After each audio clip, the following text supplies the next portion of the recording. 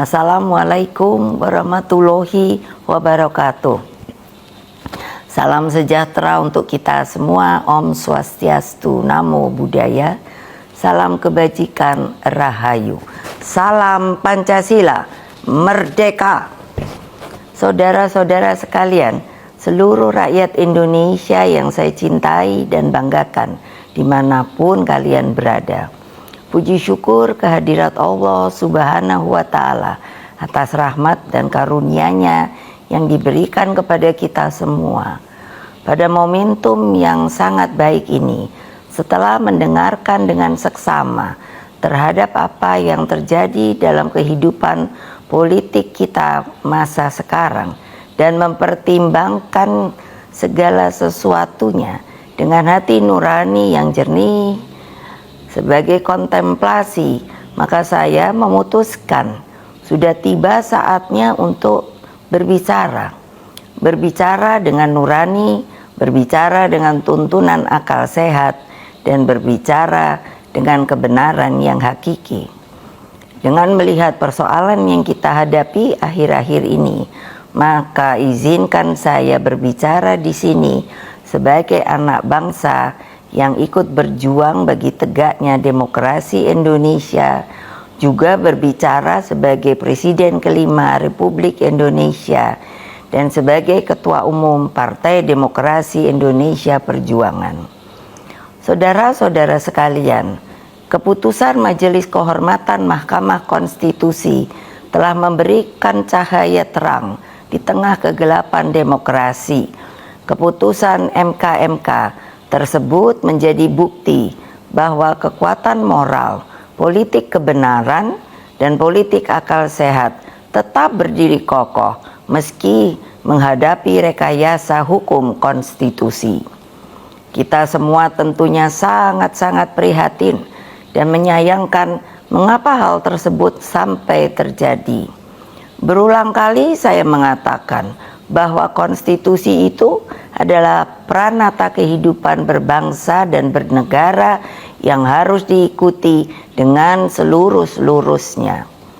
Konstitusi tidak hanya ditaati sebagai sebuah hukum dasar tertulis, namun konstitusi itu harus memiliki roh yang mewakili kehendak, tekad, dan cita-cita tentang bagaimana bangunan tata pemerintahan negara disusun dan dikelola dengan sebaik-baiknya seperti yang dicita-citakan oleh para pendiri bangsa.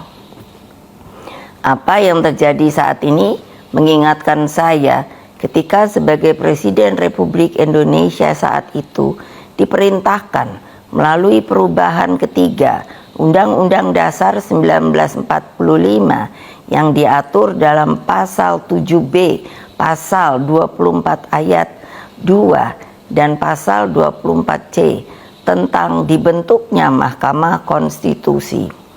Dari namanya saja, Mahkamah Konstitusi ini seharusnya sangat-sangat berwibawa, memiliki tugas yang sangat berat dan penting guna mewakili seluruh rakyat Indonesia di dalam mengawal konstitusi demokrasi.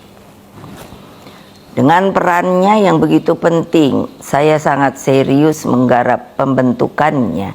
Saya sebagai Presiden didampingi oleh Menteri Sekretaris Negara mencarikan sendiri gedungnya, dan saya putuskan berada di dekat istana, yaitu suatu tempat yang sangat strategis yang disebut sebagai Ring 1, sehingga Mahkamah Konstitusi tersebut harus bermanfaat bukan bagi perorangan, tapi bagi rakyat, bangsa, dan negara. Saya ingat waktu itu, Ketua MK yang pertama adalah Pak Jimli Asidiki, dan saya sangat berterima kasih atas segala konsistensinya selama ini.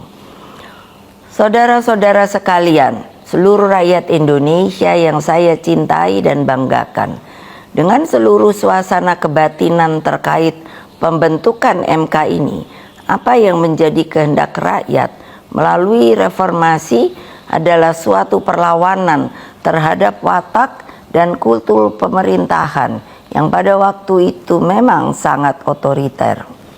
Dalam kultur otoriter dan sangat sentralistik ini lahirlah nepotisme, kolusi, dan korupsi.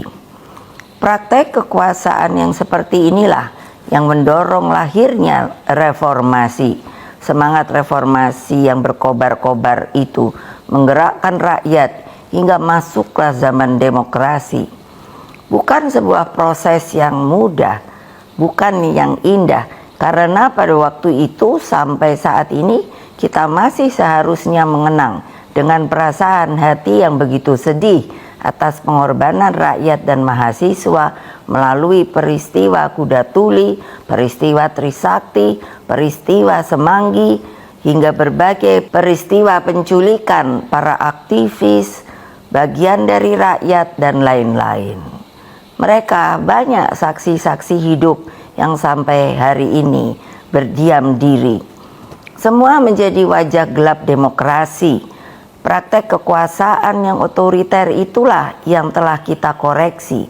Maka melalui reformasi janganlah lupa lahirlah demokratisasi melalui pelaksanaan pemilu presiden dan wakil presiden secara langsung dan terbatas, serta undang-undang tentang pemerintahan yang bebas dari nepotisme, kolusi, dan korupsi.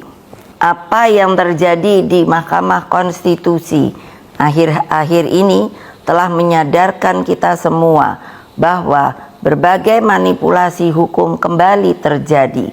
Itu semua akibat praktek kekuasaan yang telah mengabaikan kebenaran hakiki politik atas dasar nurani. Saudara-saudara sekalian, seluruh rakyat Indonesia yang saya cintai dimanapun kalian berada, jangan lupa kita adalah bangsa pejuang. Kita bangsa yang mampu mengatasi berbagai cobaan sejarah. Karena itulah dalam situasi seperti ini, mari kita kawal pemilu 2024 dengan nurani dan sepenuh hati. Kita jadikan pemilu 2024 sebagai momentum untuk mendapatkan pemimpin terbaik yang benar-benar mewakili seluruh kehendak rakyat Indonesia, mengayomi agar Indonesia menjadi bangsa hebat, unggul, dan berdiri di atas kaki sendiri. Rekayasa hukum tidak boleh terjadi lagi. Hukum harus menjadi alat yang menghadirkan kebenaran. Hukum harus menjadi alat mewujudkan keadilan. Hukum harus menjadi alat mengayomi seluruh bangsa dan negara Indonesia. Dengan keadilan inilah kemakmuran pasti akan bisa diwujudkan. Karena itulah terus genggam erat semangat reformasi itu. Jangan lupa terus kawal demokrasi berdasarkan nurani. Jangan takut untuk bersuara, jangan takut untuk berpendapat, selama segala sesuatunya tetap berakar pada kehendak hati rakyat. Terus kawal dan tegakkan demokrasi. Itulah kewajiban kita sebagai warga bangsa dan bahkan menjadi keharusan setiap anak negeri dan bangsa agar tidak terjadi kesewenang-wenangan. Sebab kedaulatan rakyat harus terus kita junjung tinggi. Pemilu yang demokratis, yang jujur, adil, langsung, umum, bebas, dan rahasia harus dijalankan tanpa ada kecuali. Rakyat jangan diintimidasi seperti dulu lagi. Jangan biarkan kecurangan pemilu yang akhir ini terlihat sudah mulai akan terjadi lagi. Gunakan hak pilihmu dengan tuntunan nurani. Semoga Allah yang Maha Kuasa meridui perjuangan kita. Merdeka, merdeka, merdeka. Terima kasih. Wassalamualaikum warahmatullahi wabarakatuh. Om Santi, Santi, Santi Om Rahayu.